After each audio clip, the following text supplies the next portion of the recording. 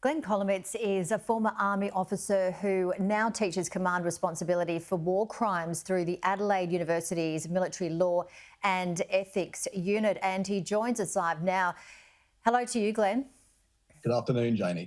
So your teaching and your PhD are on command responsibility for war crimes. So, Glenn, do you think that Putin is liable for the alleged war crimes of Russian soldiers in Ukraine?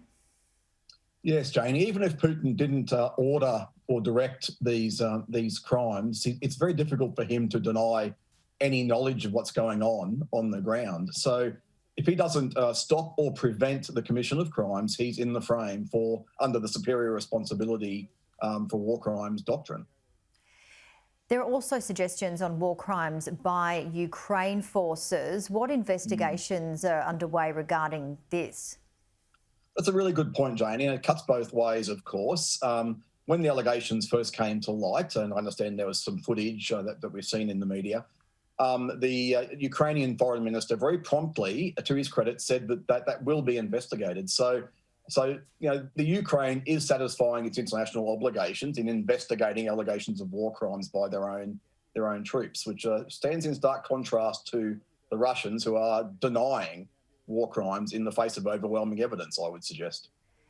Glenn, Russia isn't a party to the International Criminal Court, so how could Putin be brought before the ICC for prosecution? That's another really good point, Janie, and you're right. Russia's not a party to the ICC, nor is Ukraine, but Ukraine accepted jurisdiction. I suspect it would require regime change in Russia for Putin to be able to be brought before the ICC. Or if he happened to travel overseas to a country which is a states party to the ICC statute, he could be arrested and prosecuted under what they call universal jurisdiction. So what can the ICC do in the meantime, do you think? The ICC has some pretty good mechanisms available. It can issue an arrest warrant for Putin, notwithstanding Putin's still in power in Moscow. The ICC has done that before with heads of state. It did it with Assad in Syria and with al-Bashir in the Sudan. So it sends a very powerful message that commanders will be held accountable, regardless if it can't be enforced right now. And it also puts pressure on those countries to look at their leaders and say, hang on, you're giving us a bad name here. You're putting us in the frame for war crimes. Do you think there is any other way Putin could be prosecuted for any war crimes committed by Russian forces? There's a possibility of one of these ad hoc tribunals being stood up at some stage, like we had in the former Yugoslavia, the International Criminal Tribunal for Yugoslavia, and Rwanda indeed, and there's been a number of ad hoc tribunals. I suspect, though, that would still require Putin to be removed from power in order to give any effect to that sort of tribunal. What about the senior Russian commanders? Can they be held responsible for the crimes of their subordinates? Oh, absolutely. Absolutely. And we've seen imagery of the individual commanders of many of these units allegedly involved in these war crimes. So, with the way the media is now and the way social media is, these people are being exposed for the alleged acts of their subordinates, and they can and very likely will be held accountable at some stage in the future. Because as we know, we see so much more media these days. What sort of crimes are we seeing which actually qualify as war crimes?